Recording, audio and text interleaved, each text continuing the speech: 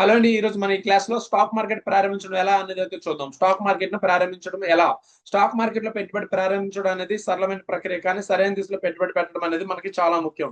సరైన సమయంలో పెట్టుబడి పెట్టడం చాలా ముఖ్యం. ఇది వ్యక్తులకు తన సంపదను పెంచుకునే మంచి మార్గం అందిస్తుంది. వ్యక్తులకి తమ సంపదను పెంచుకునే మంచి మార్గం అయితే అందిస్తుంది. స్టాక్ మార్కెట్ లో పెట్టుబడి చేయడానికి ఎటువంటి చర్యలు తీసుకోవాలో మనం తెలుసుకుందాం. ఫస్ట్ ఏంటంటే మూల్యవంతమైన సూచనలతో ముందుకు పోవాలి. ఫస్ట్ ఏంటంటే మూల్యవంతమైన సూచనలతో ముందుకు పోవాలి. ముందుగా స్టాక్ మార్కెట్ అంటే ఏంటి, షేర్లు అంటే ఏంటి, వాటి ధరలు ఎలా మారుతాయో తెలుసుకోవాలి. ముందుగా మనం ఏం చేయాలి, స్టాక్ మార్కెట్ అంటే ఏంటి, షేర్లు అంటే ఏంటి, వాటి ధరలు ఎలా మారుతాయో తెలుసుకోవాలి. మార్కెట్ గురించి ప్రాథమిక విజ్ఞానం ఉండడం అనవసరం, కానీ పెట్టుబడి మార్గదర్శక కోసం అవసరం. సో మార్కెట్ గురించి ప్రాథమిక విజ్ఞానం ఉండడం అనేది అనవసరం, కానీ పెట్టుబడి మార్గదర్శక కోసం అవసరం. ఈ ట్రేడింగ్ మరియు డిమాట్ ఖాతా తెరవాలి. ఫస్ట్ ఏం చేయాలంటే ట్రేడింగ్ మరియు డిమాట్ ఖాతా అంటే స్టాక్ మార్కెట్ లో షేర్లు కొనుగోలు చేయడం, ట్రేడింగ్ ఖాతా మరియు డిమాట్ ఖాతా అనేది అయితే అవసరం.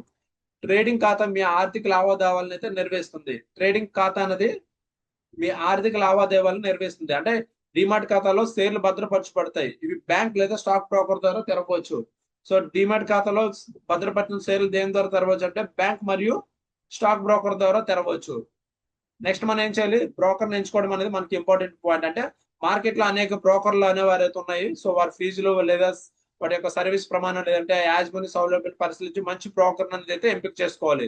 మంచి బ్రోకర్ ని ఎంపిక చేసుకోవాలి. బ్రోకర్ ఇంటర్నెట్ ద్వారా ఆధారిత టోల్ ఇస్తే ట్రేడింగ్ అనేది అయితే సులభతరం అవుతుంది. సో ఇటువంటి పాయింట్స్ అన్ని కూడా మనం గుర్తు పెట్టుకోవాలి.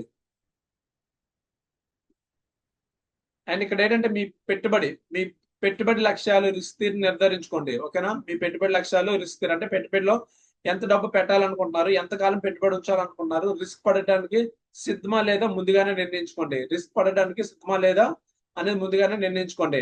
మార్కెట్ ని పరిశీలిస్తూ షేర్లు ఎంచుకోవాలి. మార్కెట్ ని పరిశీలిస్తూ షేర్లు ఎంచుకోవాలి అంటే మంచి కంపెనీల షేర్లు ఎంచుకోవడం ముఖ్యం. అంటే కంపెనీ పనితీరు, ఆర్థిక స్థితి, మార్కెట్ ట్రెండ్ లో విశ్లేషకులు సలహాలు చూడాలి. అండ్ షేర్లు కొనుగోలు చేసి ట్రేడింగ్ ప్రారంభించండి. ట్రేడింగ్ ఖాతా ద్వారా షేర్ కొనుగోలు, అమ్మకం చేయవచ్చు. దీని ద్వారా మీరు స్టాక్ మార్కెట్ లో చొరవగా పాల్గొనవచ్చు.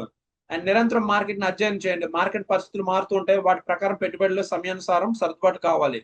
నిరంతరం ఏంటంటే మనకి మార్కెట్ అనేది అయితే అధ్యయనం చేయాలి.